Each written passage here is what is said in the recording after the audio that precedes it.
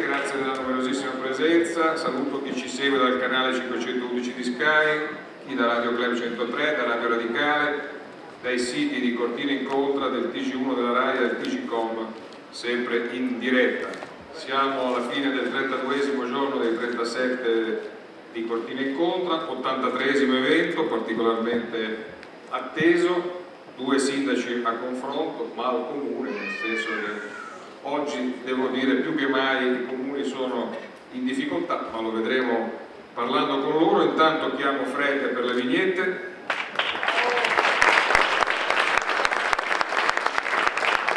E vado a chiamare i 2 ospiti, il sindaco di Napoli Luigi De Magistris.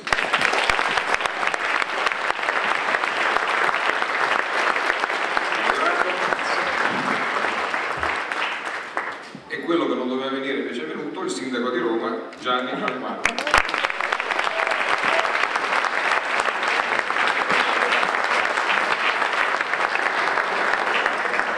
La battuta era per un articolo di Repubblica che francamente non ho ancora capito adesso, nonostante siano passati 20 giorni, e diceva che il sindaco non veniva più perché avevamo litigato. Non abbiamo mai litigato, purtroppo no, però stasera potremo anche metterci e quindi dare spazio a chi immaginava che avessimo litigato. Allora, Roma e Napoli sono sicuramente le 2 città più difficili da amministrare in Italia, credo che non ci sia bisogno di sondaggi per dire questo.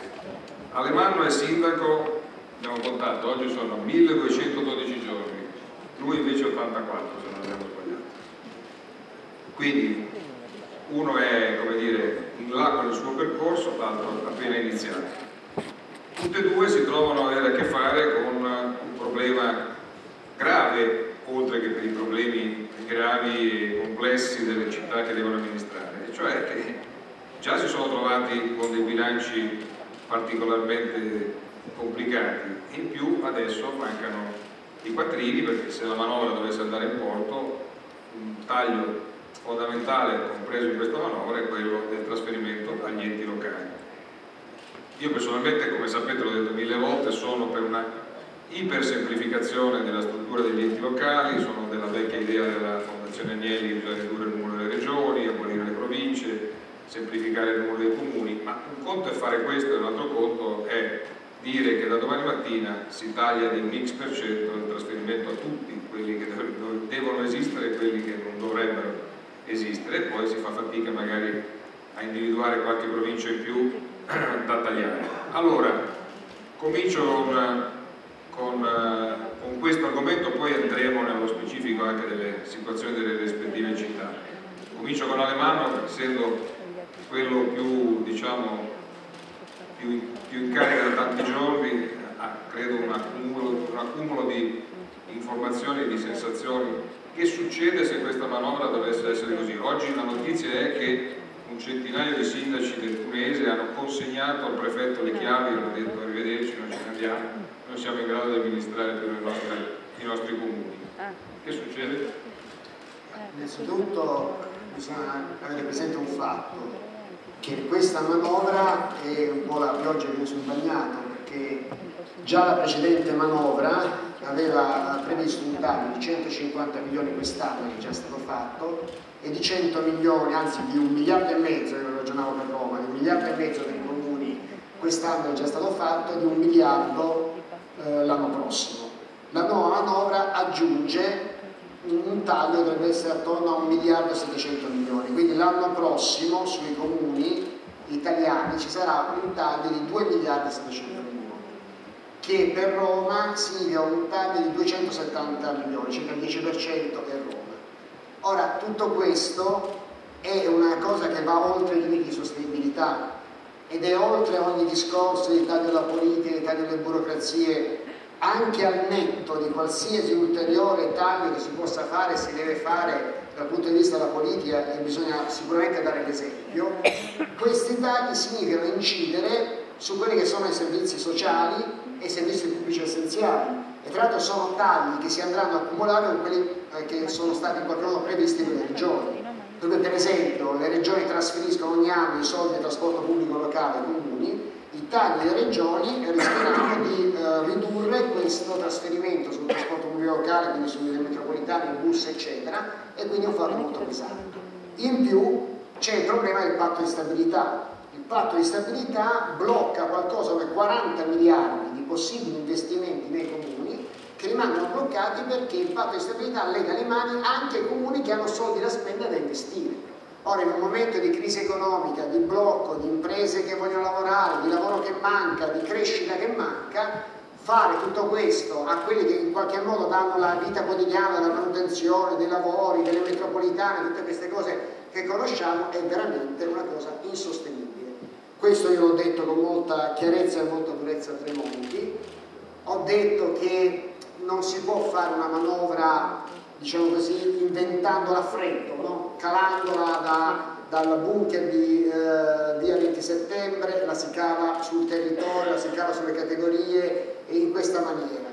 Certamente i saldi, certamente l'elemento della manovra va salvato perché è un segnale che dobbiamo dare all'Europa e ai mercati internazionali, però per fare una manovra di questa entità bisogna avere uno sguardo ampio, non si possono avere i veti, non si possono avere i tabù. In particolare a me sembra assurdo e impresentabile il veto della Lega che fa il veto sulle pensioni, mi sembra impensabile in un momento di questo genere si possa continuare a ragionare con persone che vanno in pensione a 56 o 58 anni. Mi sembra, non lo dico per un fatto così di aggressione leonina, che si possa continuare a ragionare le province dovevano essere abolite nel 1970 quando furono fatte le regioni.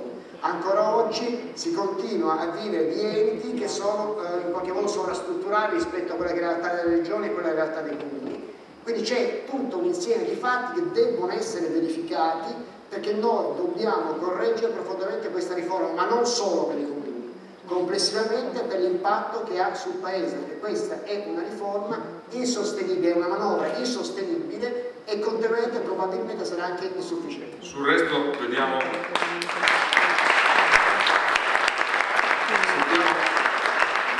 Quant'è per Roma il 10%, per Napoli quanto è il taglio? Ma a Napoli il taglio è ancora più pesante se si considera che noi abbiamo ereditato un comune in una situazione quasi di dissesto. Io concordo con quello che diceva Gianni Alemanno. Sicuro sul quasi o possiamo toglierlo? Quasi? No, noi abbiamo fatto una pensavo fosse proprio dissesto senza. Noi a Napoli abbiamo fatto una rivoluzione, abbiamo liberato Napoli, la governeremo e la metteremo a posto. Quindi su questo non c'è dubbio. No, io parlavo del passato. Esatto, quasi in dissesto, cioè la situazione che abbiamo ereditato era quasi da liquidazione fallimentare. Questa manovra è particolarmente iniqua e ingiusta perché aveva delle alternative. Noi potremmo accettare una manovra di questo tipo se non ci fossero alternative. Allora andiamo a vedere la manovra economica del governo, è ingiusta e iniqua perché non solo colpisce gli enti locali, e questo è grave a mio avviso anche da un punto di vista democratico, perché oggi i laboratori politici democratici più interessanti si hanno nei comuni, dove si ha un rapporto diretto tra l'amministrazione e la cittadinanza, quindi diventa sul piano democratico particolarmente odioso l'aumento delle tasse che i sindaci per questa manovra iniqua dovranno imporre ai propri cittadini con ricadute politiche. È una manovra che fa pagare a chi già paga, ceti popolari, pensionati, impiegati. Si potevano fare delle cose molto concrete e molto efficaci. La prima è una vergogna tutta italiana, quella di non tassare i capitali illeciti che sono andati all'estero, rientrati attraverso lo scudo fiscale, che è una norma a mio avviso illegittima, e là si poteva prevedere una tassazione fino al 15% e si recuperavano diversi miliardi di euro. Lotta all'evasione fiscale, sulla quale non c'è nessuna traccia, e io credo in un momento di crisi di questo tipo, invece di far pagare a chi ha sempre pagato, si poteva pensare a una tassazione sulle rendite finanziarie più elevate. Un'ultima cosa che vorrei aggiungere, noi una proposta al governo l'abbiamo fatta, vedo anche, lo citava Alemanno prima, nei comuni noi avremo una grande possibilità. Noi non abbiamo il vincolo del patto di stabilità che hanno le regioni, ci sono i fondi europei destinati alle regioni. La Lega ad esempio ha sempre detto, certe volte anche giustamente, la classe meridionale, la classe genere meridionale non è in grado di spendere tutti i soldi destinati al sud. Noi abbiamo chiesto, ci sono 2 miliardi di euro destinati a Napoli che la regione Campania non ci dà per il patto di stabilità. Abbiamo chiesto al governo, sbloccateci questi fondi, noi ci assumiamo la responsabilità di spenderli. Non li dà non perché non li voglia dare, ma perché non perché non può dare vincolato, mentre invece il comune li potrebbe. Questo significherebbe in un momento di crisi come questo aprire cantieri, fare sviluppo economico, creare lavoro, far ripartire i cantieri. Allora questo è il tema secondo me sul quale noi ci dobbiamo concentrare nei prossimi giorni, dare delle alternative concrete a una manovra che oggettivamente oggi è profondamente ingiusta e profondamente iniqua. Mi sa che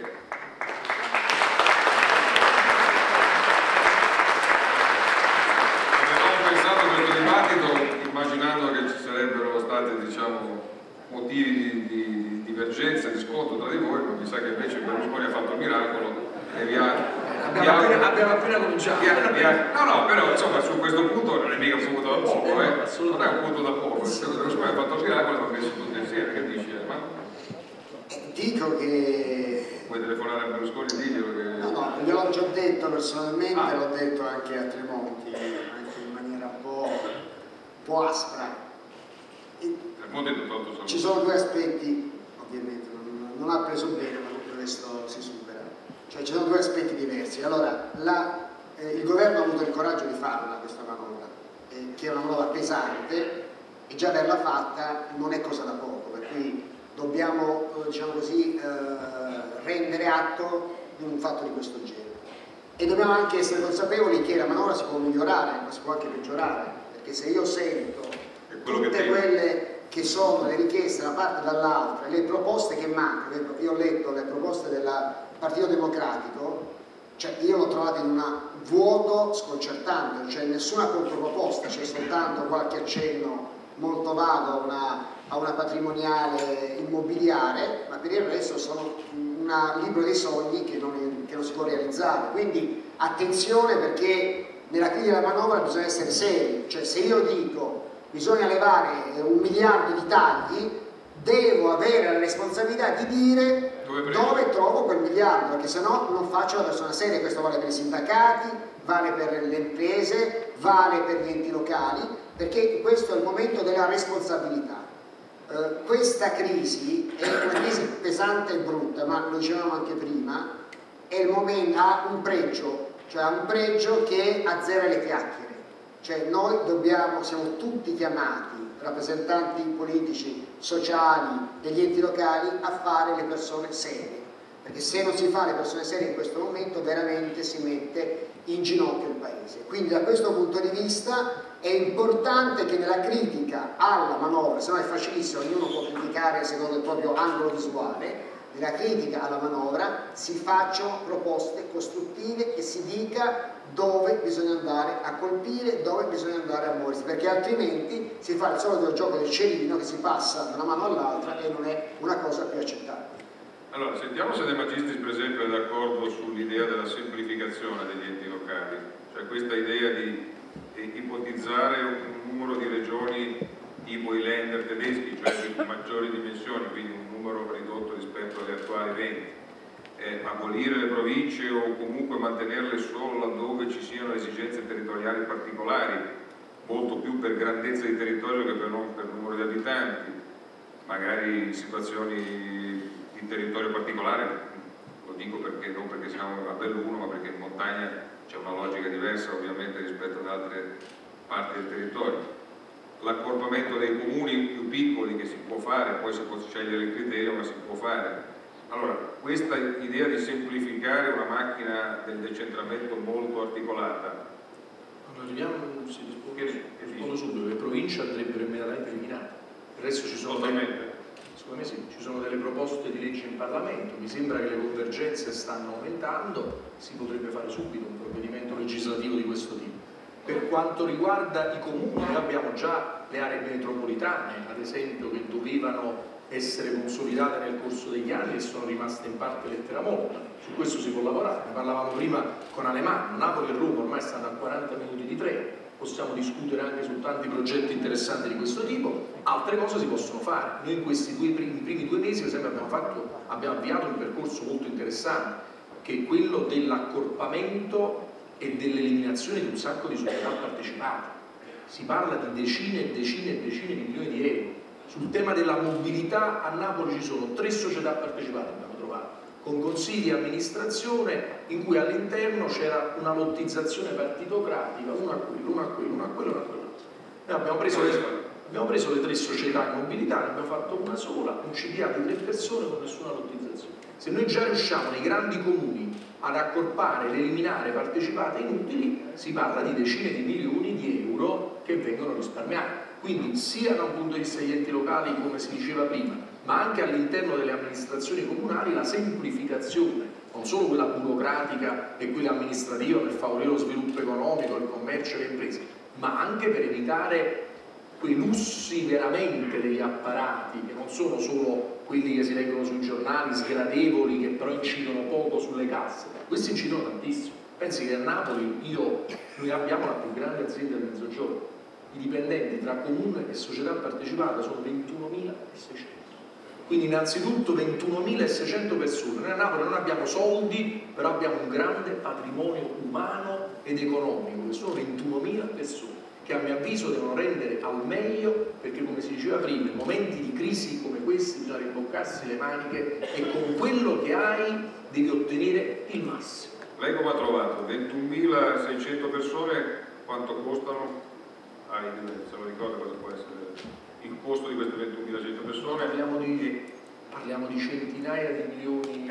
E il rendimento? Allora, non bisogna mai generalizzare, no, come tutte le categorie. Il sistema che fa... Allora, noi abbiamo deciso di fare questo.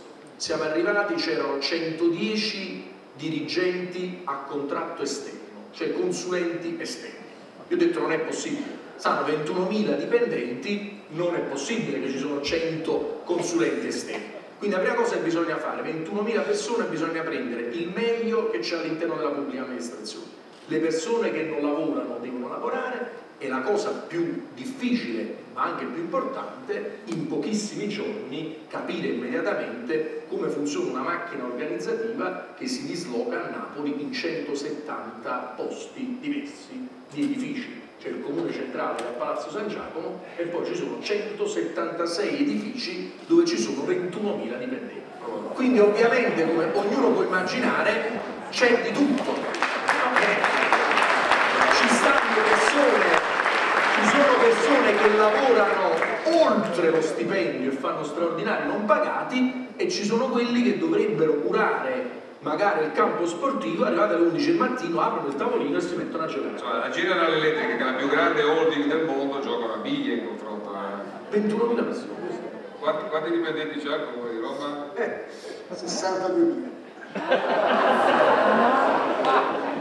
Tant'è che però siamo il triplo rispetto a noi.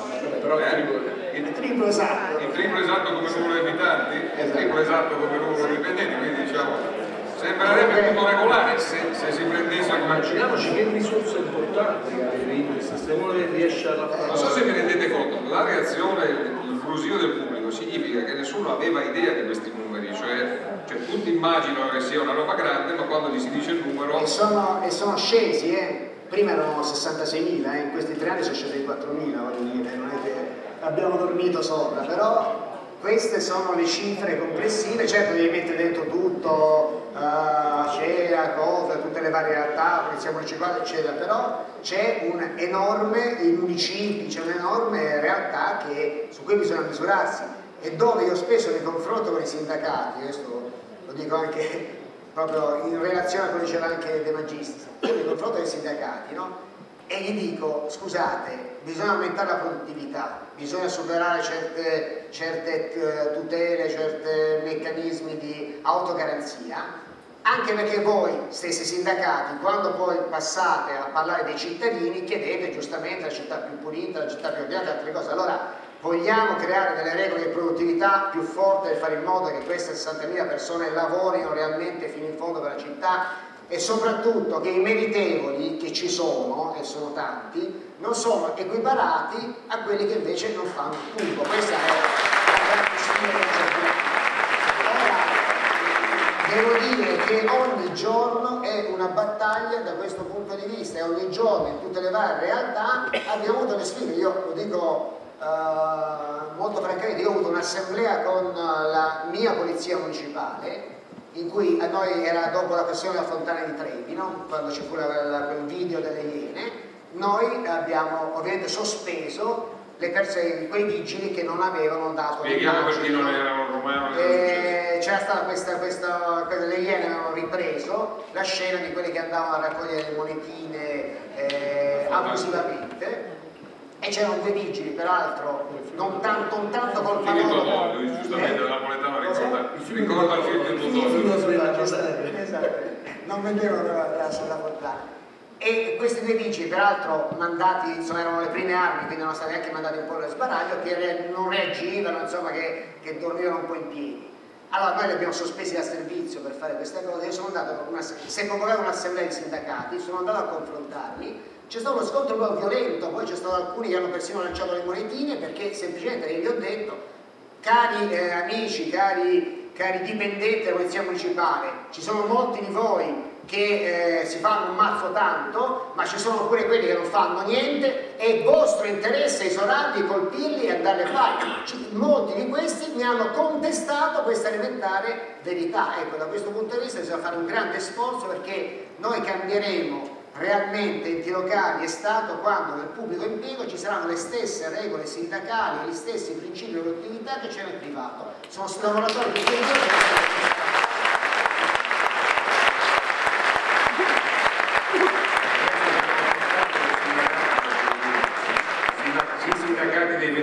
ci siamo confrontati, ad esempio una proposta sempre per dare dei messaggi concreti che abbiamo fatto al governo è un piano di prepensionamento, perché consentirebbe di mandare in pensione 4.100 persone e fa scorrere la graduatoria degli idonei, dei giovani molto preparati che hanno vinto un concorso del Formez. Alcuni sono stati già assunti, altri sono i pensionamenti costano alla comunità, ma costano, ma mai quanto l'assunzione in servizio e il fatto sinceramente della ricaduta che si ha sull'amministrazione comunale, perché parliamo di persone non particolarmente motivate. Sono 4.100 persone che stanno in varie società partecipate, e nel progetto che abbiamo fatto, devo dire, il governo lo sta valutando. Un altro aspetto con i sindacati sono i premi di produttività, nel senso si pagano certe volte nei comuni, di Napoli, Roma, ma in tutti i comuni, lo straordinario. Lo straordinario, ad esempio, noi a Napoli abbiamo avuto, faccio un esempio dei giorni scorsi, l'emergenza dei rifiuti. Lo straordinario veniva pagato perché i dipendenti dell'azienda pubblica stavano in coda con gli autocompattatori presso gli impianti saturi. Stavano 10 ore fermi, un servizio sostanzialmente non serviva a niente, la spazzatura rimaneva là dentro, loro alla fine prendevano straordinario e la città era comunque sporca. Noi abbiamo iniziato con i sindacati un sistema di premialità degli straordinari in relazione alla qualità del servizio che viene reso, dalla pulizia delle spiagge, dei parchi e giardini, ai rifiuti, all'ambiente, perché deve passare il messaggio che lo stipendio è quello base. Per poter avere in più ci deve essere qualcosa che stimola anche alla meritocrazia all'interno della pubblica amministrazione. Ricordo solo una cosa e chiudo. Io ho vissuto diversi anni in Calabria, per anni il Parco Nazionale dell'Aspromonte fu dilaniato dagli incendi. A un certo punto un meritevole presidente del parco introdusse il principio: meno incendi, più soldi ai idraulico-forestali della Calabria, scomparvero gli incendi nel Parco Nazionale dell'Aspromonte. Quindi questo significa che noi, come dicevamo prima, bisogna, ognuno si fa la propria valutazione, bisogna cominciare a ragionare in un momento di crisi anche a forme di relazioni sindacali e di contratti di lavoro che oggettivamente sono diverse, anche nel rapporto tra pubblico e privato. Quello per esempio di garantire in una città come Napoli da un lato più solidarietà e quindi un'impostazione socialista vera, ma nello stesso tempo più libera concorrenza rispetto agli oligopoli che noi abbiamo trovato nel momento in cui siamo entrati al Comune di Napoli. A proposito di forestali, c'è un'autocritica da farti come... No, quelli sono forestali della Regione Calabria, non c'entrano nulla con i forestali, le guardie forestali sono in tutto... Parlavo del suo ex mestiere. No, appunto, quelli sono della Regione Calabria, sono gli operai forestali, quelle sono le guardie forestali che fanno molto bene il loro lavoro. Sono molto diversi. Allora, una cosa, sì. Scusa, sulle province c'è una... Allora, anch'io sono per l'abolizione degli enti provinciali e credo che da questo punto di vista chiunque abbia percezione di quello che è il funzionamento della macchina degli enti locali non possa vederla diversamente, anche perché le province non solo costano, ma sono un passaggio in più, perché una decisione presa nel comune, prima di arrivare in regione deve fare la stazione intermedia, la provincia, con il tempo che si perde, burocrazia che aumenta, eccetera. Però c'è anche una proposta fatta già da qualche tempo dell'ANCI che propone di trasformare gli enti province in unioni di comuni a costo zero, cioè quando c'è una decisione che riguarda un territorio ampio che in qualche modo deve coinvolgere i comuni al di là del loro potere, non c'è bisogno di fare l'ente provincia, i comuni, i sindaci e i comuni di quel territorio si riuniscono, prendono la decisione e se ne vanno a casa, e questo c'è già da parecchio tempo, quindi, e si può fare anche senza la riforma costituzionale. Quindi da questo punto di vista le province grosso modo costano 4 miliardi a livello nazionale. Io credo che... Invece costano 17. Sì. 17 considerato quello che spendono per se stessi e i servizi che danno. Esatto, se tu levi i servizi mi pare che il costo del loro funzionamento è 4 miliardi. Allora, fare questo intervento, secondo me oggi, se ci fosse un atto di serietà complessiva del Parlamento, si potrebbe fare subito, e secondo me deve essere fatto subito, perché di fronte a situazioni di questo genere non ci possiamo più permettere di avere una struttura dello Stato, degli enti locali così barocca. Anche la proposta che Formigoni ha rilanciato delle macro regioni, io credo che sia una cosa seria, perché voglio dire, noi possiamo realmente fare 7 macro regioni, ma tra l'altro questo rafforzerebbe la credibilità dell'ente regione, perché diventerebbero come i Länder tedeschi, quindi qualcosa di forte, di serio, che hanno un'autonomia più forte, che hanno un'autonomia più forte e che sanno una struttura. Noi abbiamo delle regioni che sono grandi la metà di un municipio di Roma, cioè noi abbiamo 19 municipi a Roma di 200-250 mila abitanti, e abbiamo regioni che sono 120 mila abitanti, questa è la realtà. Quindi da questo punto di vista uno sfrondamento che parta a livello centrale, la questione dei parlamentari, dimezzare il numero dei parlamentari è una proposta che già esiste a livello, la bozza Violante già prevedeva questo fatto qua, c'è un accordo e c'è, quindi dimezzare il numero dei parlamentari, scendere e semplificare e riunire le regioni in macro regioni, abolire le province come ente a sé stante, fare un discorso sui comuni che sia premiali per l'unione dei comuni, è una realtà che alleggerisce il peso della struttura sulle spalle dei cittadini. Questo credo che sia un dovere di fronte a tutti quanti. Però politicamente, siccome mi pare di capire che nella maggioranza questa idea non sia condivisa, la posizione della Lega è una posizione assolutamente frenante, sono contrari alla abolizione delle province, hanno introdotto un principio di riduzione del numero di province molto limitato, che oltretutto mi pare che in corso d'opera si stia... Fate. Io sono venuto già senza. Ma gliel'hai detto perché... No, se voleva fare una... No, pensavo un pugilato. Disarmo bilanciato. Allora, dicevo, i leghisti non sono contrari. Tu, Gianni, saresti d'accordo con l'ipotesi di fare un'operazione trasversale in Parlamento per cui si potrebbe formare una maggioranza diversa rispetto a quella attuale per un provvedimento che è politicamente significativo, quindi non è che sarebbe una norma così che passa come un bicchiere d'acqua. Saresti d'accordo tu e il suo partito, l'IDV, secondo lei sarebbe disponibile ad un'operazione di cambiamento di maggioranza su una scelta che sarà pure limitata, ma è pur sempre una scelta importante? Sentiamo le due opinioni. Allora, Paolo, io perché sto nella maggioranza, allora io credo che oggi si sia creato, e poi lo leggete sui giornali, una sorta di spaccatura dentro il PDL, che non è una spaccatura correntizia, ma è la diversificazione fra chi ha percepito la realtà per quello che è e quindi ha la volontà di affrontarla e di non rinviarla. Per esempio, questa cosa, Formigoni sta facendo un discorso molto serio da questo punto di vista, ci sono segnali, lo stesso Alfano si sta impegnando, che ha previsto in questa settimana una serie di incontri molto seri, e poi magari chi si trincera dietro logiche di schieramento. Poi ci sono i veti della Lega che sono molto pesanti. Ecco, io credo che sia necessario fare questo, credo, e lo dico innanzitutto all'interesse dell'Italia, lo dico ma anche all'interesse del centrodestra, sia assolutamente necessario in questo momento pensare solo ai contenuti, non agli schieramenti. Lo dico molto sinceramente, io mi auguro che in Parlamento, io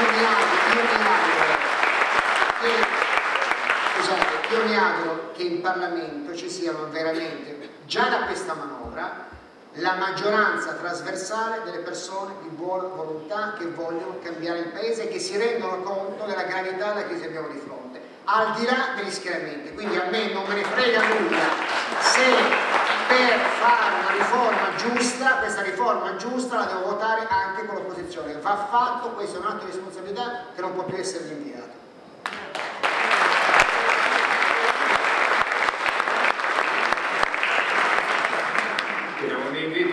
No, per quanto mi riguarda, giustamente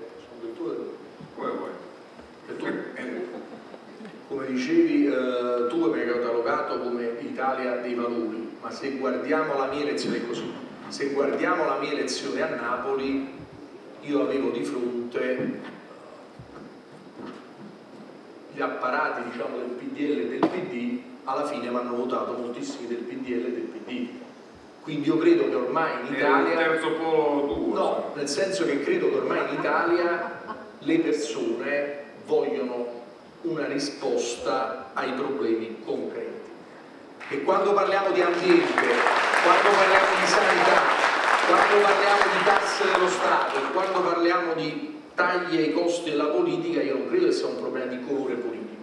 Il colore politico è appunto su altro, su come vogliamo l'economia, come vogliamo stabilire i rapporti tra l'impresa, il commercio, la solidarietà, eccetera. Quindi credo che su questo ci sono le condizioni assolutamente per farlo, però bisogna essere un po' più concreti. Prima Alemanno, io non sono mai stato nel Parlamento italiano, giustamente Alemanno diceva tagliamo i parlamentari, però io sono abbastanza giovane, questo discorso lo sento veramente da 20 anni. Allora io mi chiedo, visto che lo dice lui, lo dicono tutti, se vai con un microfono oggi a tutti i parlamentari, dicono tutti quanti la stessa cosa, allora mi chiedo perché non passiamo dalle buone intenzioni agli atti concreti, che è un passaggio non corretto. Ho capito, però io facevo prima l'esempio dei tagli alle partecipate. Dopo i tagli alle partecipate non è che noi abbiamo avuto un tappeto rosso, fanfare, telefonate di congratulazioni, abbiamo avuto problemi politici, perché c'erano persone nei consigli di amministrazione che facevano parte della maggioranza politica che mi sostiene il consiglio comunale. Questo è il coraggio politico di chi crede in determinate azioni. Un altro aspetto, il federalismo. Tu citavi prima un altro aspetto.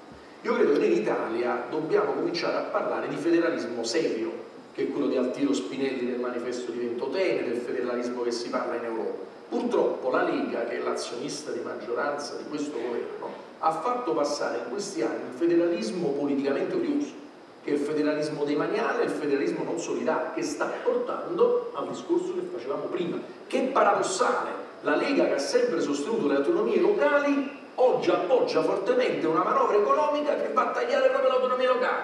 Allora credo che sia venuto il momento di discutere del federalismo solidale, di un'Italia unita nelle diversità. Il brocardo dell'Unione Europea è questa: uniti nelle diversità. Il nostro è un paese unito dove noi dobbiamo valorizzare le differenze per rilanciare questo paese. Quindi anche il tema del federalismo può unire in modo trasversale persone che vengono da origini politiche e da percorsi politici diversi. Oggi in Italia, credo, nel terzo millennio ci sono le condizioni, io lo sto vedendo anche in questi 84 giorni, per un confronto politico anche con chi si trova su posizioni politiche molto diverse dalle mie. Ma fermo restando che in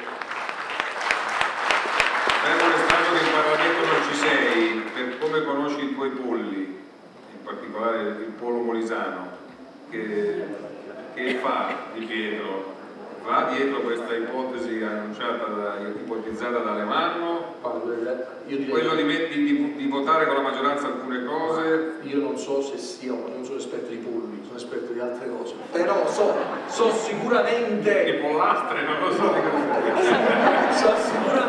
so sicuramente che Italia dei Valori sicuramente che Italia dei Valori ha presentato proposte di legge che stanno là sull'abolizione delle province e sul taglio dei parlamentari, oltre che sui tagli alla cosiddetta casta politica. Quindi su questo si potrebbe andare subito a votare, lo diceva Levanno. Aspetta, però fammi chiedere una cosa, ma il tuo rapporto con Di Pietro com'è?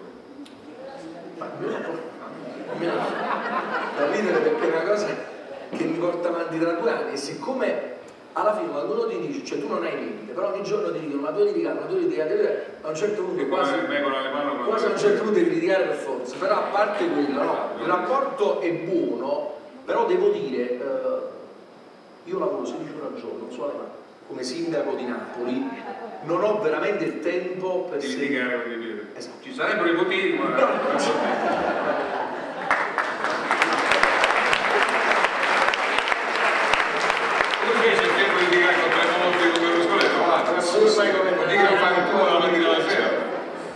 no, ma in realtà non so se posso dirlo, però credo che De Magistris sindaco sia meglio di De Magistris magistrato, per questo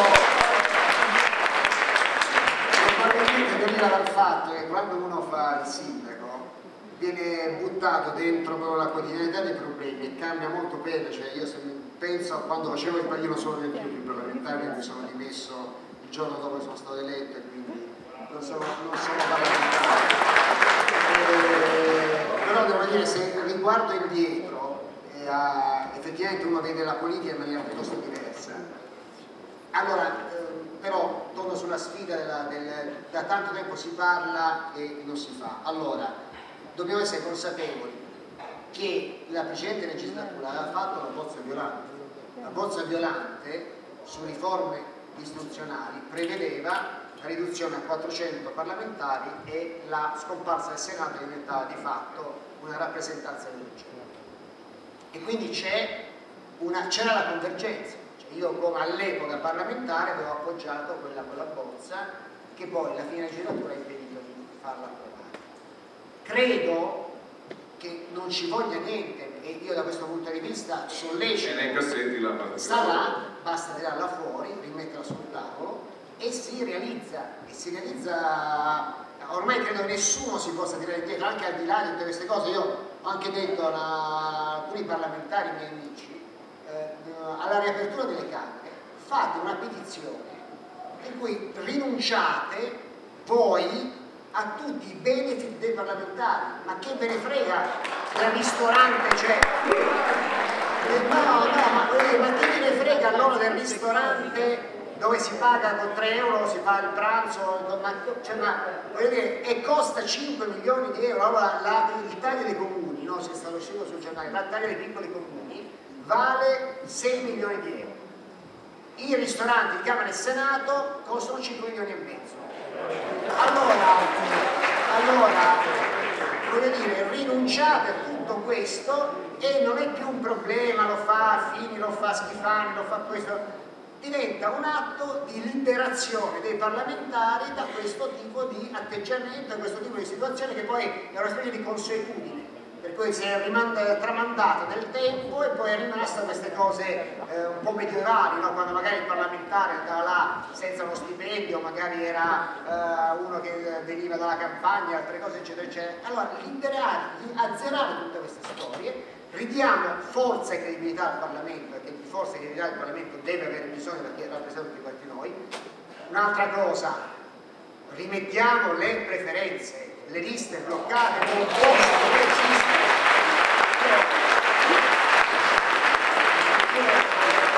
Quando si fa la riforma Calderoli feci un emendamento a questo punto di vista che mi fu cassato. Sono passaggi di cui c'è bisogno, ma hanno bisogno tutti, perché non è che c'è il governo che è più credibile, meno credibile, l'opposizione è più credibile, è un problema di tutti i parlamentari, perché poi a questo punto non c'è più differenza. Quindi io realmente credo che da questa manovra, affrontare il problema economico-sociale, bisogna andare su delle riforme vere, e le riforme vere sono già scritte, basta solo metterle in pratica. Io credo che i sindaci, credo che i cittadini, credo che le persone debbano chiedere ai parlamentari di liberarsi dal gioco delle parti e fare veramente queste riforme subito, che si possono fare.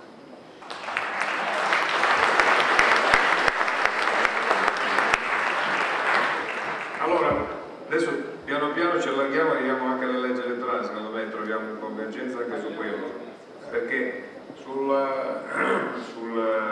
ritorno delle espressioni di preferenza, al di là di quale che sia la modalità con cui si conteggiano i voti, tu che dici? Ma non c'è dubbio proprio. Tra Ma certo, tu hai preso un sacco di preferenze. No, io credo che chi fa politica innanzitutto non deve mai perdere, lo diceva Gramsci, la connessione sentimentale col suo popolo. Io ho fatto 2 competizioni, uno al Parlamento europeo che ci sono le preferenze e un altro come sindaco. Io credo che ci sono diversi parlamentari della Repubblica Italiana che non si sono quasi mai confrontati con il proprio popolo, e quindi oggi ci sono 5 segretari di partito, 5-6, che decidono 900 parlamentari, ed è una cosa che non sta né cielo né terra. Siamo tutti d'accordo, anche qua il discorso che facevo prima, però non si fa perché alla fine credo che la volontà è quella di controllare in modo ferreo la politica all'interno del Parlamento. Anche nelle TV. No, noi abbiamo presentato la proposta di legge che è quella della reintroduzione delle preferenze.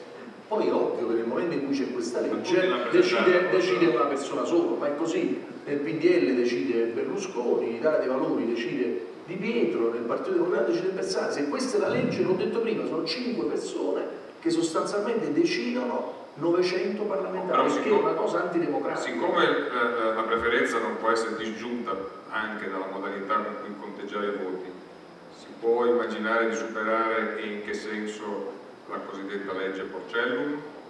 Ma bisogna innanzitutto reintrodurre la preferenza, che è la cosa più importante, e poi discutere, e su questo le idee politiche sono diverse, se pensare a un sistema che sia l'uninominale secco, il doppio turno, o un sistema a mio avviso più equilibrato per un paese come quello italiano è quello tedesco, perché noi credo non abbiamo mai accettato fino in fondo il maggioritario secco, e credo ci vuole un equilibrio tra rappresentanza proporzionale con uno sbarramento al 5% in modo da evitare la proliferazione dei partiti e un rafforzamento sotto il profilo elettorale delle coalizioni. Io credo che in Italia in questo momento il sistema tedesco sia quello che maggiormente ha a che fare con il sentire politico dei nostri cittadini. E poi un'altra cosa, c'è un difetto, scusa, non ride perché queste discussioni noi le facciamo dalla vita, non sono riuscito a convincerlo. Se facciamo il metodo tedesco,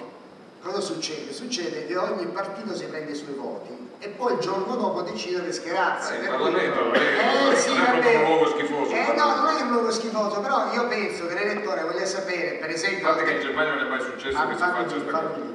Non essere di parte. Allora, io penso che gli elettori vogliono sapere prima di votare e non dopo, se per esempio, tanto per dire uno, il terzo polo si schiera da una parte o si schiera dall'altra parte. E credo che questo sia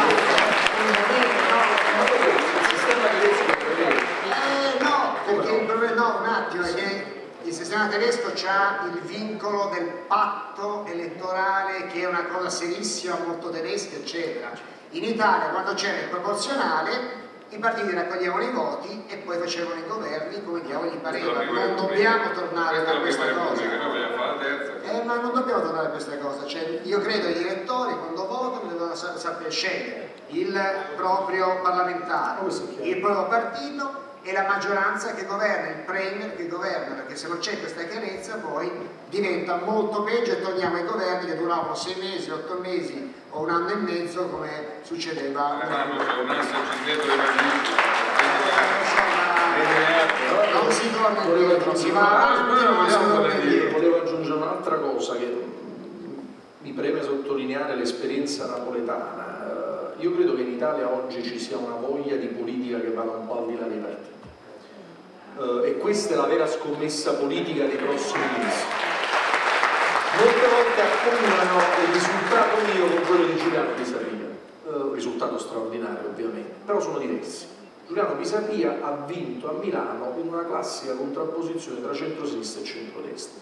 Io credo che oggi nel Paese Non è vero che non ci sia voglia di politica, anzi ci sia molta voglia di politica. Lo testimoniano 3 fattori di opposizione sociale dei mesi scorsi. La manifestazione degli operai per la vicenda della Fiat, al di là delle valutazioni che ognuno può avere, però una classe operaia che è scesa in piazza, le donne con seno non ragguaglido per ricordare al Presidente del Consiglio che in Italia non vige la logica dell'utilizzatore finale, e il movimento giovanile contro la riforma della Gelmini. A Napoli, dove tutti dicevano, andatevi a sentire le televisioni o a leggere i giornali prima della campagna elettorale, tutti dicevano i giovani di Napoli non se ne importano proprio della politica, il grande fratello, ognuno pensa ai fratelli. Non è vero. Il fattore determinante della mia vittoria a Napoli è stata la straordinaria partecipazione dei giovani tra i 18 e i 30 anni. Allora io credo che oggi chi fa politica deve avere la capacità di sperimentare nuovi modelli organizzativi di fare politica, che mettano insieme chi all'interno delle istituzioni vuole cambiare la politica con tutta quella voglia di cittadinanza attiva, di democrazia dal basso e di voglia di partecipare. Abbiamo creato a Napoli l'assessorato alla democrazia partecipativa e ai beni comuni. Noi ogni scelta la facciamo confrontandoci prima con le persone, facciamo le assise del popolo, facciamo le consulte, abbiamo previsto il referendum consultivo fino a 16 anni, facciamo riunioni come questa, abbiamo fatto al quartiere di Piscino l'altra volta per decidere che fare di una determinata questione all'interno del quartiere. Le persone partecipano, non partecipano quindi solo alla campagna elettorale quando noi andiamo a chiedere il voto, devono partecipare anche per essere responsabilizzate al governo della cosa pubblica. Come si fa a evitare che questa cosa diventi democrazia plebiscitaria? Che alla fine decide chi è stato eletto sindaco o chi è stato eletto Presidente del Consiglio, ma per arrivare a quella decisione io credo che sia fondamentale coinvolgere i cittadini. In questi anni la politica si è messa nel palazzo e si è allontanata dalla cittadinanza.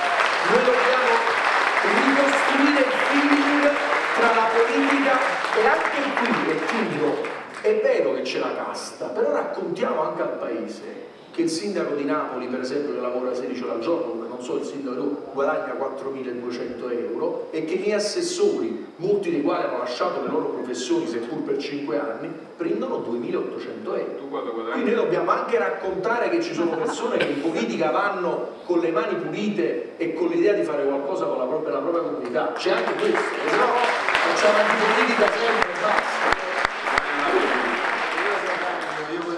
5.000 euro al mese, esattamente la metà di quello che guadagna un consigliere regionale della Regione Lazio. Che è poco, per il sindaco di Roma 5.000 euro secondo me è poco.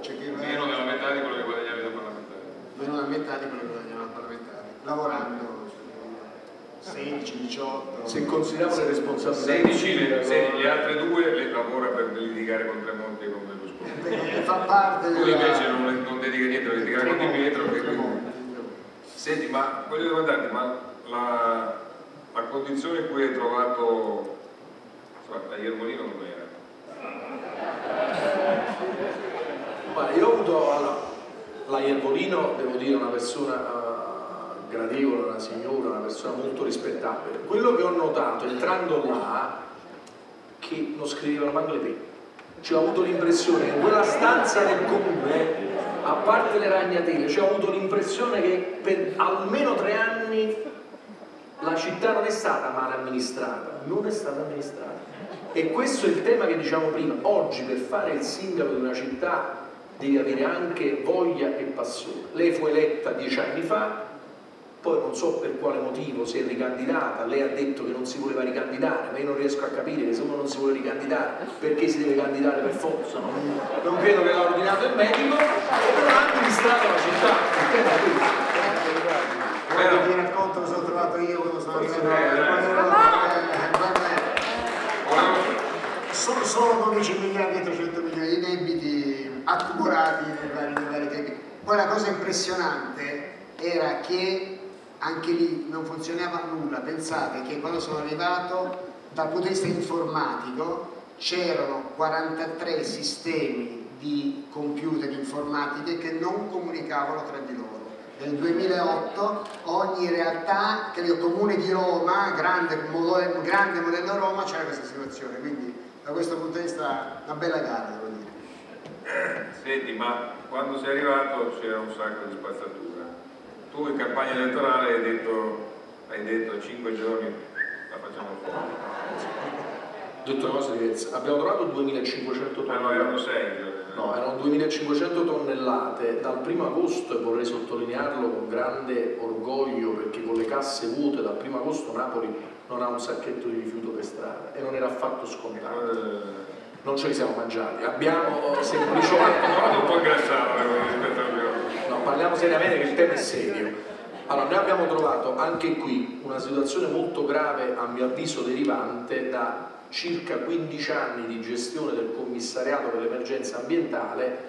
Si è alternato il centro-sinistra e il centro-destra, ma ha governato prevalentemente il centro-sinistra, che hanno gestito per tanti anni molti funghi. E noi abbiamo trovato una situazione senza differenziata spinta, senza impiantisti, una situazione molto grave. In più una legge assurda, la provincializzazione, le competenze si dividono tra comune, provincia e regione. Ci siamo rimboccati le maniche, abbiamo fatto un progetto, devo dire anche qui abbiamo trovato un rapporto di lealtà istituzionale serio con il governo per la raccolta Chi è stato fisicamente l'interlocutore del governo? Il Ministro dell'Ambiente. La raccolta differenziata spinta, da settembre partiamo con il porta a porta su tutti i quartieri e con le isole ecologiche. Siccome non vogliamo un'altra discarica in città, perché Napoli ha già dato tantissimo con Pianura, lo ricordavamo prima, dove a proposito di Lega Nord tanti imprenditori del nord negli anni passati hanno portato i rifiuti tossico-nocivi che hanno prodotto malattie gravissime ai cittadini napoletani, e Chiaiano, che è un'altra discarica che ha creato molti problemi. C'è un inceneritore ad Acerra che basta e avanza, perché ha prodotto anche là parecchi danni ambientali. Quindi noi abbiamo deciso di risolvere il problema con un'impiantistica moderna per trattare la frazione umida, la raccolta differenziata, e poi, siccome una parte delle tonnellate devono andare in discarica o in incenerimento, abbiamo trovato, hanno voluto collaborare con il sindaco di Napoli, dei sindaci importanti di alcuni stati del nord Europa. E vorrei raccontare ai cittadini di Cortina, perché sembra anche questo un dato che nessuno conosce, noi pagheremo meno da settembre a portare la spazzatura via nave, una parte della spazzatura, quella che non faremo con la differenziata, da Napoli agli impianti del nord Europa rispetto a quanto avremmo pagato nel portarli da Napoli a Giuliano, che è un paese che si trova a 5 km da Napoli. No, questo serve per capire gli interessi criminali. Ci risulta un po' difficile da credere. No, 25 euro a tonnellata in meno, stanno là, c'è il contratto. Questo vi fa comprendere le intermediazioni affaristiche, criminali, che stanno dietro ai trasporti, ai subappalti. Io vorrei ricordare che in mesi dare un messaggio di questo tipo significa mettersi contro un sistema ben consolidato, fatto da criminalità organizzata, parte della politica, parte per fortuna, e parte, per fortuna parte, della imprenditoria dei colletti bianchi. Parte europea, nel senso della politica parte europea o nazionale? No, io devo dire la verità, e qua porto, anche se lui prima diceva che sono meglio come sindaco che da magistrato, porto la mia esperienza pregressa, purtroppo, dico purtroppo perché sarebbe meglio ritenere che il problema potesse essere circoscritto su una parte dell'Italia. Quando parliamo di ecomafie è un discorso non solo italiano, internazionale. Ho parlato prima, traffici di rifiuti sono nord-sud. Certe volte accade che soffrono alcuni territori di più, la Calabria soffre di più perché per esempio ci sta meno popolazione e più territorio, ma attenzione, perché ho visto realtà in Veneto, realtà in Piemonte, dove imprenditori criminali collusi con ambienti della criminalità organizzata hanno interrato rifiuti tossico-nocivi pericolosissimi. Quindi il tema della salubrità ambientale deve unire il paese nel contrasto alle ecomafie, non dire è solamente Napoli o è solamente una parte del paese. In alcuni territori sicuramente è più grave, però appartiene a tutta la nazione. Però ho visto oggi sul mattino.it dice discariche STIR, che sarebbe il sistema di raccolta dello STIR, al collasso, stop ai rifiuti fuori provincia, incubo crisi. Perciò dico, allora noi abbiamo risolto il problema è questo, la spazzatura non c'è più. Il mese decisivo sarà, lo dicevo prima, settembre, per quanto riguarda Napoli, poi quella è anche la provincia, che è una situazione ancora più grave, però noi dobbiamo preoccuparci. Però anche Caldoro ha fatto la sua parte. Ma certo, ma l'ho detto prima. Allora, attenzione, per risolvere il problema dei rifiuti in una regione come la Campania, dove ci sono competenze della regione, della provincia, del comune, del governo, il problema lo risolve se cooperano tutti. Poi c'è chi coopera meglio, chi lo fa perché deve essere un po' stimolato, chi magari si addormenta e lo devi svegliare, però complessivamente alla fine se vuoi risolvere il problema ci vuole la cooperazione di tutti.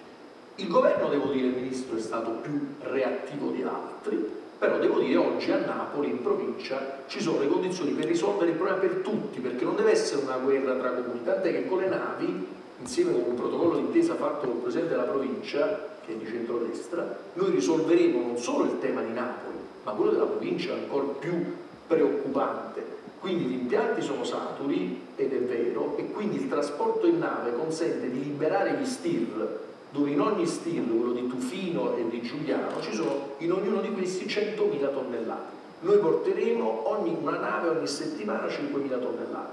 E un altro vantaggio che avrà la nave, che sarà tutto fatto a Napoli, con tutte le istituzioni, dall'autorità portuale, la capitale dei porti, il prefetto, il bando per la raccolta del rifiuto e per l'inserimento nelle navi sarà fatto in città e lavorerà a manodopera partenopea.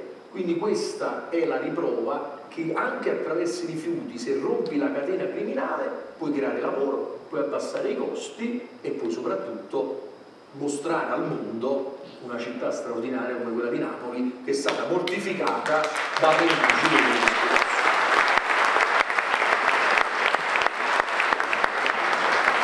Considerato che anche tu sei un raccoglitore di spazzatura, non nel senso diretto per te, ma perché facciamo anche questo. C'hai quel problema.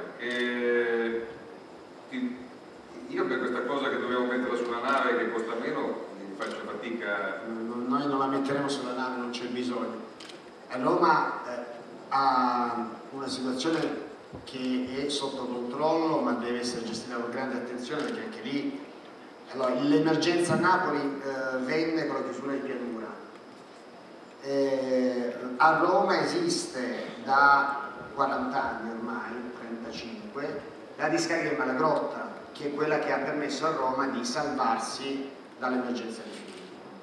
Fino a quando mi sono trovato, lo dico senza voglia di polemica, a che fare con Marrazzo, con la regione centro-sinistra, si negava il problema. Adesso devo dire che con la Polverini, con la regione Lazio Nuova, stiamo lavorando bene e siamo in grado finalmente di chiudere quella discarica, che è la più grande d'Europa, facendo delle alternative, che sono le alternative sotto controllo, che puntano all'aumento della differenziata. Io sono meno ottimista dopo l'esperienza come De Magistris, perché noi siamo passati, abbiamo avuto, quando nel 2008 c'era la raccolta differenziata a Roma era del 17%, noi l'abbiamo portata al 24% e vogliamo arrivare al 35%, e ogni volta Roma sono 4.000 tonnellate di rifiuti al giorno, Napoli sono 1.450, per dare un po' il riferimento.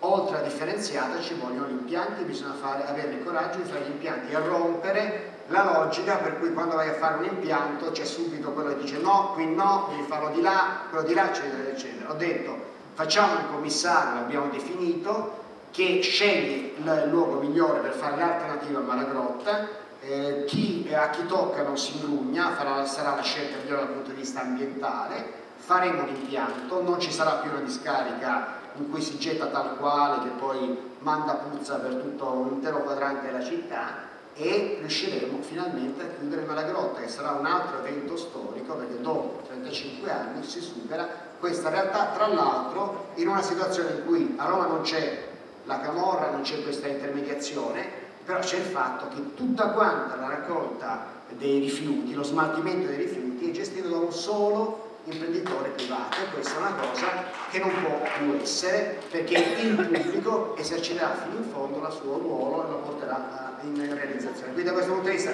a Roma non ci sarà emergenza, ma abbiamo preso proprio al volo la possibilità di spostarsi su un'altra realtà, perché sapete cosa ci dicevano quando noi andavamo in Regione Lazio prima? Ci dicevano, ma noi ci siamo dati l'obiettivo di fare il 60% di raccolta differenziata. Dico, certo, ci date i soldi per farlo, dice no, i soldi ci mancano, altre cose, possiamo arrivare a contribuire fino al 35%, il restante 25% che ci facciamo? Non si sa. Ecco, questo tipo di realismo è quello che porta verso l'inferno.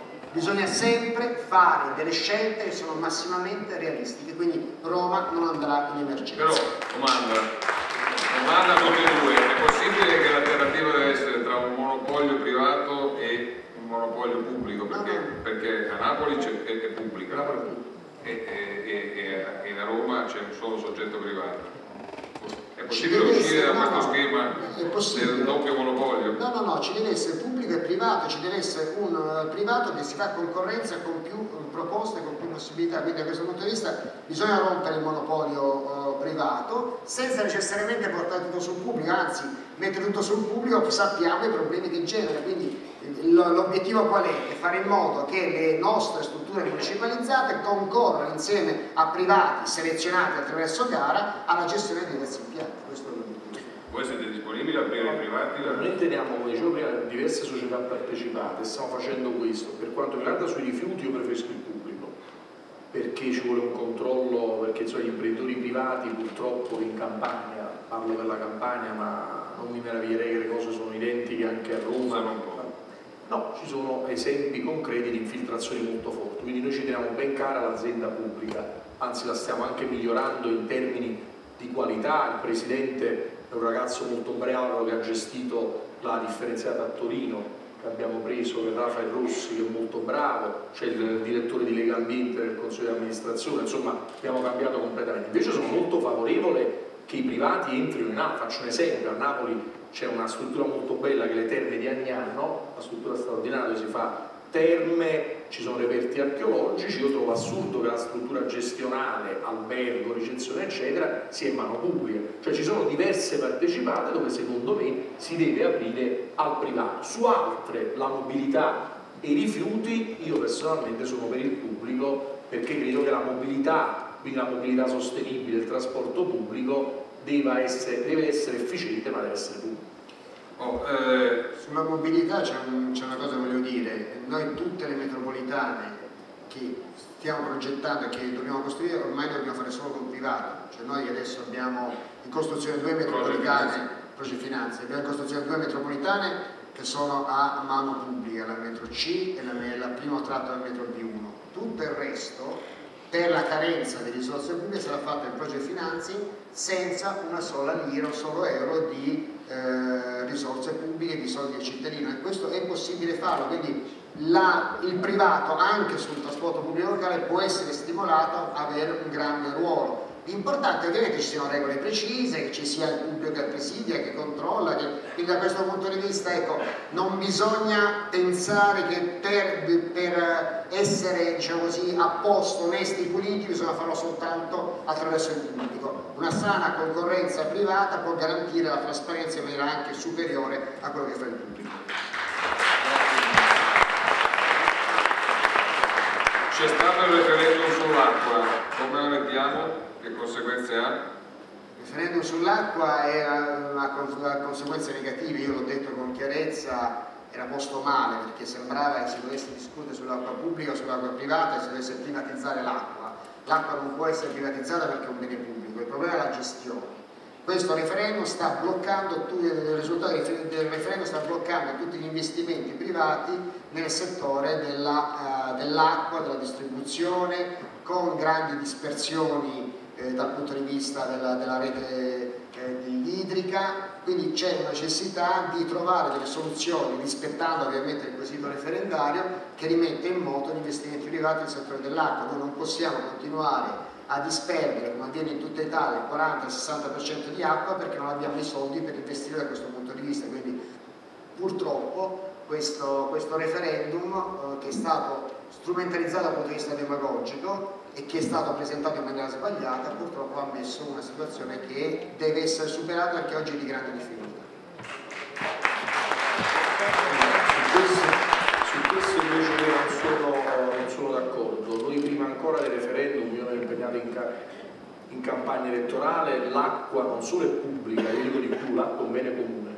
L'acqua è un bene comune, sì, no, ci arrivo. Non so, anche la gestione, tant'è vero che noi abbiamo trovato a Napoli l'Arin SPA e adesso stiamo trasformando l'Arin SPA in un'azienda di diritto pubblico, perché riteniamo che l'intero ciclo dell'acqua, quindi non solo l'acqua come bene pubblico, ma l'intero ciclo dell'acqua non possa essere soggetto a interessi e profitti. Perché l'acqua... Perché poi ci saranno gli investimenti per rinnovare gli impianti, gli acquedotti, servono 100 miliardi in tutta Italia, non penso di 100 miliardi. Gli acquedotti è uno dei compiti, voglio dire, di un'amministrazione pubblica, acquedotti e reti fognarie. Cioè l'acqua non possiamo consentirci il lusso che ci siano corsie preferenziali tra chi è abbiente e chi è povero. Tant'è vero che a Napoli non solo l'acqua, noi abbiamo previsto lo statuto dei beni comuni e insieme all'acqua consideriamo bene comune internet attraverso un progetto del wifi gratuito esteso in tutta la città, consideriamo il mare un bene comune, così come si fa in tante città d'Europa. Riteniamo che i cittadini napoletani e tutti i turisti che vogliono venire a Napoli nei prossimi anni si potranno fare il bagno a Napoli, come si fa in tante città d'Europa, così come l'aria è un bene comune. Io credo che noi dobbiamo cominciare a ragionare in una nuova modello di bene collettivo che è il bene comune, l'acqua, l'aria, il mare, internet. Quindi io credo che sull'acqua si è giocata non una battaglia demagogica, il referendum è stato un grande argine democratico a chi riteneva che anche l'acqua debba diventare un bene al servizio delle multinazionali o di chi detiene il potere economico. E questo è il giusto. Sono d'accordo.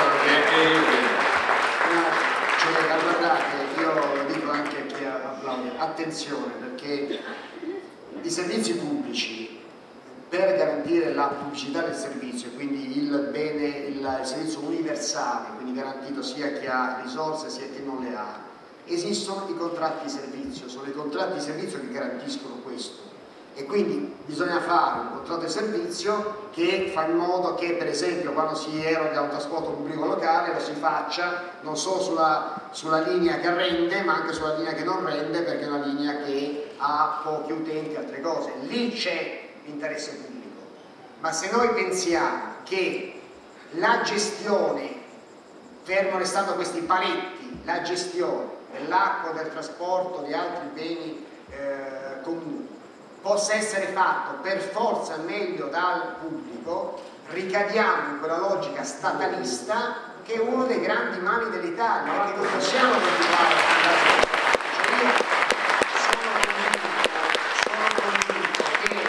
sono convinto che se la politica, il pubblico, le authority, tutte le varie realtà che devono presidiare queste cose, che fanno bene il loro mestiere, il capitale privato non soltanto possa ma debba intervenire a investire su queste realtà, altrimenti avremo delle realtà terribilmente inefficienti. Ma tu conosci bene che dove c'è stata la privatizzazione dell'acqua le tariffe sono state più care.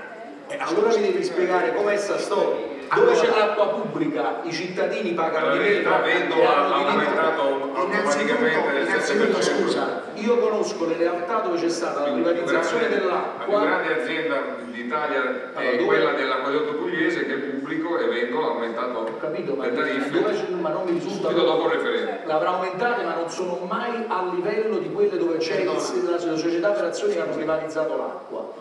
Quindi questo io non lo trovo giusto. L'acqua è un bene che se una persona non ha i soldi per arrivare alla fine del mese debba porsi il problema. Le tariffe sono le più basse d'Europa. No, su questo sono d'accordo. A Roma c'erano tariffe. No, su questo sono d'accordo. Il punto qual è? Il punto è che sull'acqua si deve fare un'autority che stabilisce la tariffa dell'acqua. No, ma la stabilisce l'autority, non è che lo stabilisce chi ci ha investito. Però io ti dico che se non c'è l'investimento dal punto di vista privato, c'è il rischio che tutto quello che noi facciamo come tariffa bloccata poi diventano tasse.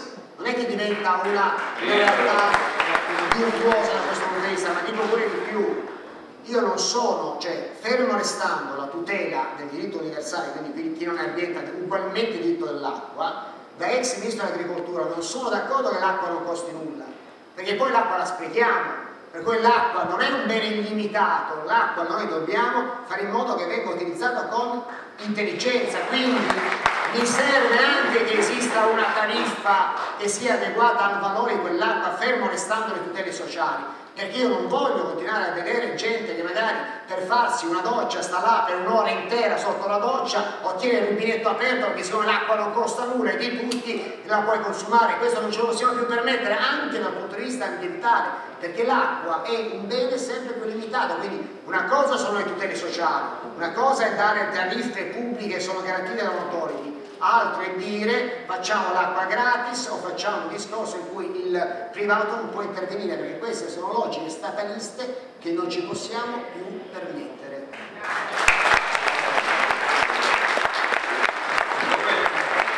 Siccome abbiamo parlato di tasse, siccome prima abbiamo detto che se per caso la manovra rimane adesso in questa formula, in altre forme, ma comunque graverà sugli enti locali, o si tagliano i servizi o si aumentano le tasse.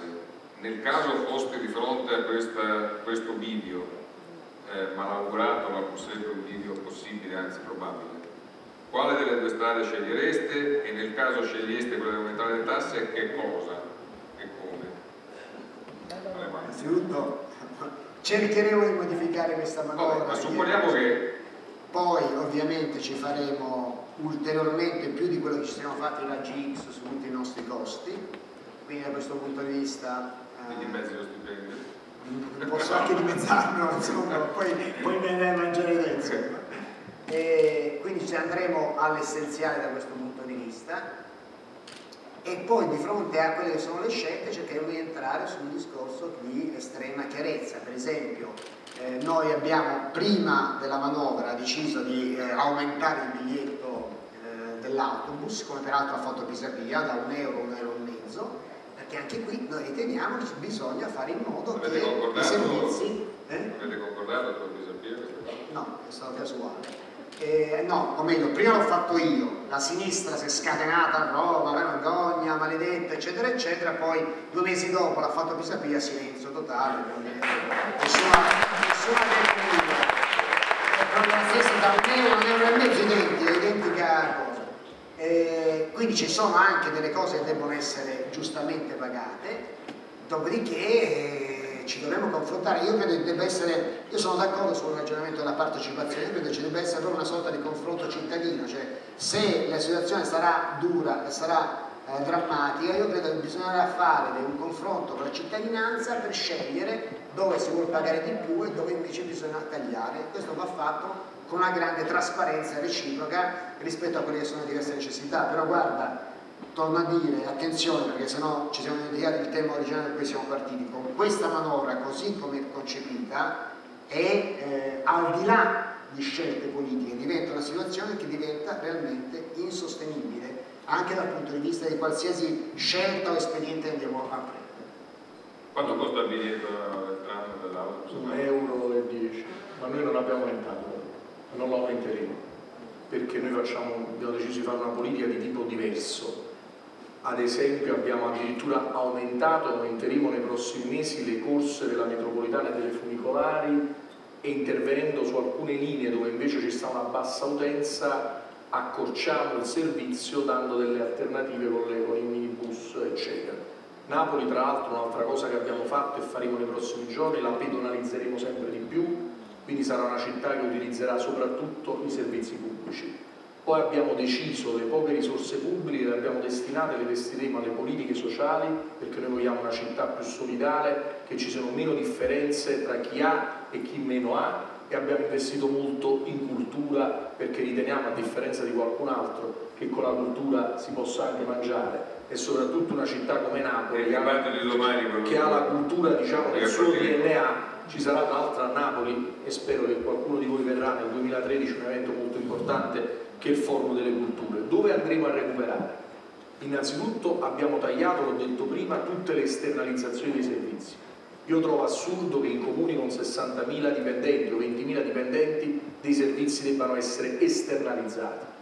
Si deve cercare di utilizzare al meglio il personale che si ha, se poi in qualche settore particolare c'è bisogno di un'eccellenza si può esternalizzare. Taglieremo sicuramente le spese inutili, Ho citato prima il caso delle partecipate e devo dire che in questi primi 84 giorni mi sono anche reso conto che ci sono un sacco di appalti che sono stati dati che potevano essere benissimo o non fatti o con costi molto più bassi. Quindi io credo che si apra una stagione di questo tipo. E poi a Napoli uno dei temi principali, e su questo abbiamo creato una task force che ha iniziato a lavorare ad agosto, abbiamo purtroppo un livello altissimo di persone che non pagano le contravvenzioni stradali, che come tutti sanno è uno dei principali introiti dei comuni. Arriviamo sino a somme intorno al 70% di contravvenzioni stradali non pagate, perché c'è un sistema che abbiamo ereditato che fa andare sostanzialmente in prescrizione, un livello di evasione alto nei confronti della TARSU, della tassa sulla spazzatura, e l'ICI. Quindi io credo, anche mettendoci la faccia il sindaco, nel caso mio di una persona anche che ha avuto un mandato popolare molto forte, quello di fare un appello a tutti i cittadini, nel momento in cui la legalità diventa il cardine dell'azione di buon governo, cioè dire che se non vogliamo veramente che il paese crolli, in questo caso la città possa andare in difficoltà, che insomma le tasse debbano essere pagate, altrimenti il rischio, è inutile che ci nascondiamo, di fronte a una manovra economica iniqua e ingiusta, che tutti i sindaci, al di là dei colori politici, chi metterà la tassa di soggiorno, chi metterà la tassa di scopo, chi aumenterà l'ICI, chi metterà l'ICI sulla seconda casa, chi opererà, ma sarà costretto a Torino, come a Napoli, a Roma, come a Reggio Calabria, a mettere ulteriori tasse. Io credo, e questo penso lo stesso impegno comune, che tutti i sindaci cercheranno fino alla fine non solo di far cambiare la legge, ma anche di evitare che vengano messe nuove tasse, per il discorso che dicevo prima, perché c'è un rapporto molto diretto e costante tra l'amministratore pubblico e il suo cittadino. Allora è veramente brutto dover mettere una tassa per una manovra economica fatta dal governo centrale, nei confronti della quale noi abbiamo proposto misure alternative. Quindi è su questo che noi vorremmo confrontarci e chiedere perché non si possa fare finalmente nel nostro paese una lotta all'evasione fiscale seria ed evitare che le tasse in questo paese le pagano sempre le stesse persone. Abbiamo 10 minuti e ci avviamo quindi verso la conclusione e siamo tornati al punto di partenza, cioè alla situazione nazionale. Quando si va a votare secondo te? Non lo so. Guarda, io penso che questo gioco... Allora, diciamo, quando speri che si vada a votare?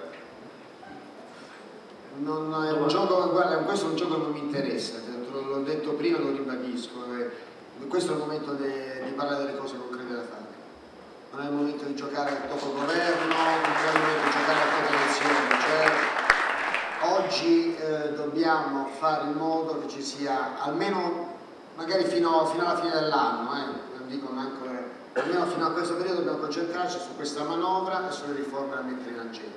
Anche perché se avvenisse quel miracolo di cui parlavamo prima, cioè di riforme già scritte, già concordate, che vengono tirate fuori dal cassetto, e parliamo anche di riforme costituzionali, il taglio dei parlamentari e altre cose, io penso che prima di correre a votare converrebbe fare queste riforme.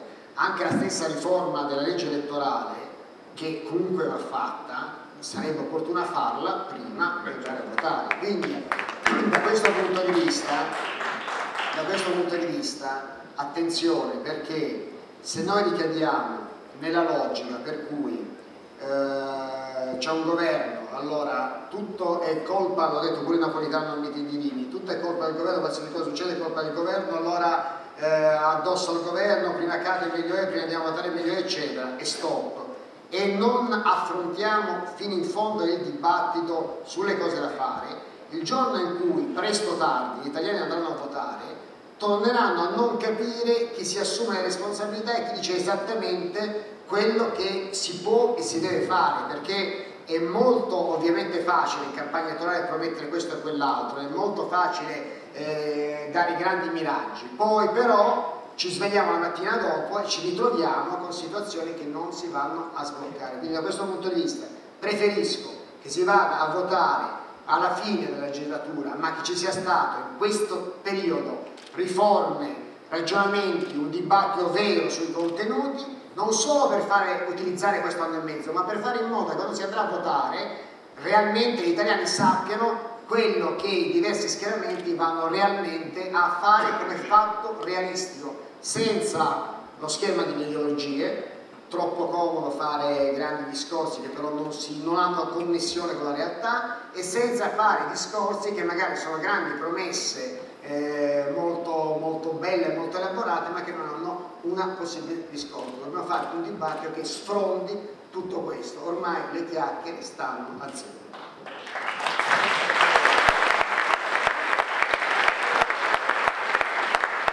Chi sarà il candidato dell'opposizione alle prossime elezioni, quale che sia la data?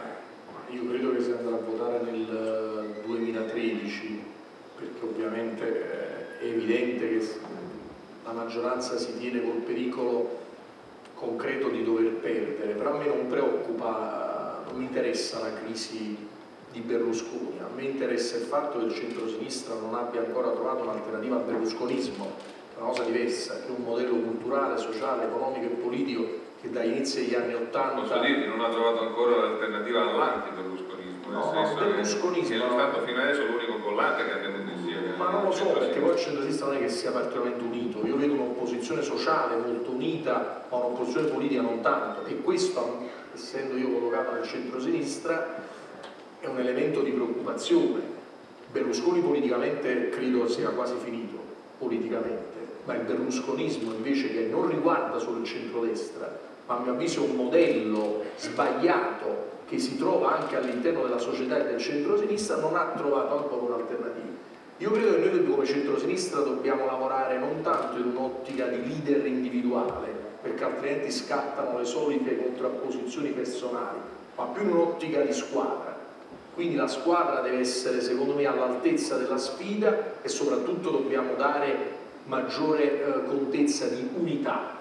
Io credo che quello che il Paese non tollera è un'eccessiva divisione, molto spesso di natura personale. Per chi sarà il prossimo leader non lo so, perché non lo so. Ci sono dei leader che si stanno confrontando, vediamo, ce ne sono alcuni secondo me che sono molto capaci. Avremo qui fra un paio di giorni un faccia a faccia tra Bertinotti e Chiamparino, due modi di intendere la sinistra. Se tu fossi il conduttore di questo dibattito al posto mio, che domande faresti a Bertinotti e Chiamparino? Bertinotti, che io ho molto, tra l'altro l'ho incontrato qui, con molto stimato da giovane, insomma, che facevo altro, guardavo molto interesse. Poi ho notato, diciamo, che dopo il periodo della presidenza della Camera lui ha abbandonato, secondo me, quel rapporto che invece un leader della sinistra deve sempre mantenere con il popolo. Ho usato quel termine di Antonio Gramsci, che a me è molto caro, la connessione sentimentale tra il leader e il suo popolo. Chiamparino secondo me è stato un buon sindaco, credo che sia un buon amministratore. Io personalmente credo che la città italiana che maggiormente è cresciuta in questi anni è Torino. Quindi un riformista serio, diciamo. E tu non te lo chiedo chi sarà il candidato del centrodestra, perché tanto lo si sa, è alle mani, no? Io devo fare il sindaco di Roma e basta e avanza. In realtà io quello che mi auguro è che ci sia per quanto adesso parlo per quanto riguarda il centrodestra, innanzitutto permettete di dire una cosa, sono passati 19 anni di Seconda Repubblica. Allora, vabbè. Io so che le riforme che sono state fatte in questo Paese, le poche e insufficienti riforme che sono state fatte in questo Paese le ha fatte il centrodestra, non l'ha fatte il centrosinistra. Il centrosinistra ha fatto principalmente controriforme. Pensate alla questione delle pensioni. Quando col governo Prodi è stato abolito la riforma, magari rinviata e discutibile, delle pensioni, è costato 10 miliardi la controriforma di Prodi, noi oggi stiamo a ridiscutere e dovremmo farlo per ritornare a quella che era la riforma fatta dal governo Berlusconi, di cui io facevo parte dal 2001-2006. Quindi da questo punto di vista berlusconismo, che la Lega, che peraltro era il ministro della Lega quello che lo fece, Maroni fece quella riforma, adesso difende la controriforma di Prodi e non ritorna alla riforma originale che fece il centrodestra. Ma a parte questo fatto, io credo che prima di fare diciamo così, discorsi semplificativi. È chiaro che si sta completando un ciclo, si sta chiudendo un ciclo. È altrettanto chiaro dal mio punto di vista che non si può dimenticare quello che Berlusconi ha rappresentato e rappresenta come innovazione in questo paese. Sarebbe ingeneroso e stupido farlo. Chi se lo dimentica? Io penso che ci sono fatti molto importanti che si sono creati di innovazione in questo paese. Bisogna fare in modo che questi semi di innovazione giungano a un compimento rapido, perché l'Italia ha bisogno di fare in modo che quelle che sono premesse, realtà che sono dentro le speranze, le possibilità, la modernizzazione, giungano a un compimento rapido. Questo è il problema. Cioè, noi abbiamo avuto in questi 19 anni una transizione che è stata troppo lenta e troppo infinita. Adesso bisogna giungere a un passaggio, a chiudere un ciclo che apra una prospettiva nuova, che sia realmente rapida e di cambiamento. Questo paese si deve liberare da scorie pesanti del passato, che sono anche scorie ideologiche, e che deve proiettarsi verso il futuro. Credo che da questo punto di vista il centrodestra debba riuscire a fare un discorso molto ampio, recuperare tante energie che ha perso e che si sono in qualche modo separate dal centrodestra nel corso del tempo, e fare un grande discorso di riaggregazione. Il leader che riuscirà a fare questa riaggregazione sarà il leader giusto per vincere di nuovo con il centrodestra.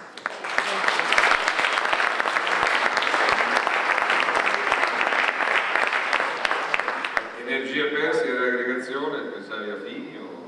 Pensavo a tutti, pensavo a Casini che stava al centro-sinistra, no?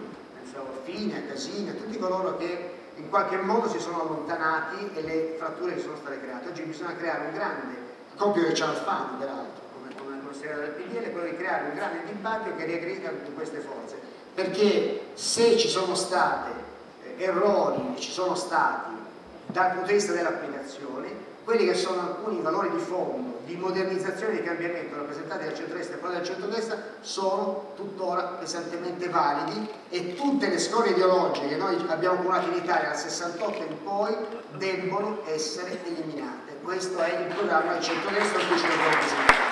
Allora, prima di vedere le vignette di Fred in conclusione, una rapida domanda incrociata simpatica, ma che vi consente anche di dire fuori dai denti come la pensate in modo incrociato. Se tu fossi stato un cittadino di Roma al momento delle elezioni, l'altra volta avresti votato Alemanno o... È semplice la risposta. Col senno di poi però, di adesso. Ma io devo dire, allora, è chiaro, siamo su posizioni politiche diverse, però io credo, abbastanza diverse, però io credo, l'ho detto prima, l'abbiamo detto anche pubblicamente, io credo ci sono tutte le condizioni, soprattutto in questo momento storico, per aprire una stagione politica delle municipalità. Del resto le pagine politiche più belle in Italia sono venute forse dagli inizi degli anni 90 e poi proprio dai comuni. Quindi io credo che da questo punto di vista anche sindaci con provenienze ideologiche, possiamo dire, completamente diverse, possono trovare per l'interesse collettivo dei punti di convergenza assolutamente significativi. Fatto Roma-Napoli. Lo diceva prima di Magistro, poi ti rispondo anche a questa domanda. Però Roma e Napoli devono ragionare su molte cose comuni, l'ho detto prima, lo ribadisco pure io, con l'alta velocità, con i 40 minuti che c'è fra Roma e Napoli, dobbiamo ragionare come se fosse un'unica grande area metropolitana. Tra l'altro, se andiamo in Cina, dove ci sono città di svariati milioni di abitanti, bisogna anche ragionare in questi termini. Quindi penso che una collaborazione istituzionale... Puoi fare un'OPA su Napoli? No. Un Napoli non si possono lanciare OPA. No, si Napoli è blindato. No. Abbiamo già guai. No, se diciamo che facciamo un incontro virtuoso, le cose virtuose. Dal punto di vista della sfida di Napoli, allora io l'ho detto, non è un mistero, quindi lo posso dire qui, che il centrodestra ha sbagliato il candidato. L'ho detto quando il momento si sceglieva, ho detto facciamo le primarie, perché dobbiamo, cioè, ho detto un'altra cosa, abbiamo detto altre cose, noi dobbiamo fare, sicuramente il centrodestra che venga fatto per legge le primarie quando si sceglie un candidato sindaco non si sceglie mai del chiuso, di un palazzo, del chiuso di una stanza o altre cose di questo genere. Bisogna scegliere in mezzo al popolo e si fanno molto meno errori. Quindi sicuramente il centrodestra ha sbagliato candidato. Io ho sentito molti elettori centrodestra che hanno detto votato De Magistris perché era l'unica speranza che c'era a Napoli, magari lo dicevano anche in maniera costernata, se volete, l'unica speranza che c'è a Napoli. Cioè dicevano guarda come siamo ridotti, però ce l'abbiamo, dai, è successo questo. Però ecco, io voglio dire questo, da italiano non posso non tifare che De Magistris riesca, che tutti quanti vogliamo che Napoli si riscatti totalmente.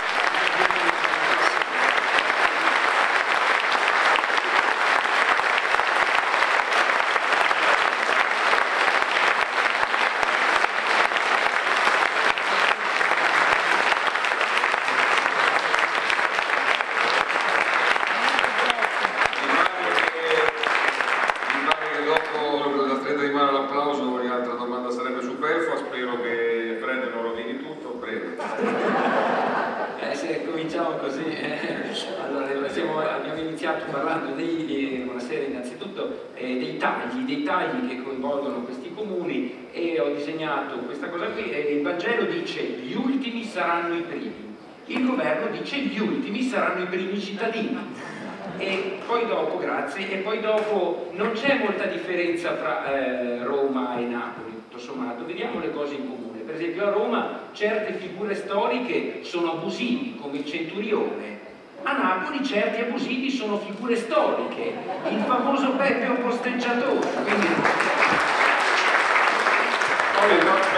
perché se prima che finisci, perché sennò poi si alza e se ne vanno, mi sono dimenticato, mia moglie sai che mi licenzia, ricordarsi sulle seggiole che trovate le buste sono per la raccolta delle risorse che stiamo facendo per il mondo, per i bambini del Congo. Ripeto ancora una volta, stiamo andando tra gli SMS, questa raccolta e le operazioni che abbiamo fatto in giro verso un traguardo che poi vi dirò anche per scaramanzia, ma particolarmente importante, anzi direi straordinario. Ho contribuito anche stasera. Preferisco il fruscio che il rumore, cioè carta anziché moneta, grazie. Vai avanti. Bene, allora ecco, andiamo avanti con un'altra caratteristica che tutto sommato è simile alle due città. A Roma Woody Allen gira un film, eccolo qua. A Napoli è già in vendita il DVD taroccato. Un film di Woody Allen girato a Roma, 10 euro, lo si può trovare. Però non è ancora finito il film. No, è già in vendita.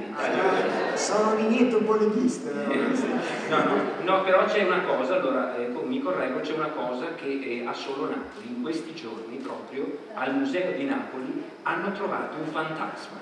Ecco qua il custode abusivo che dice ho sentito dei suoni striduli e dei cigolii provenire da laggiù, e l'altro dice stai tranquillo, è soltanto la Iervolino che si schiarisce la voce.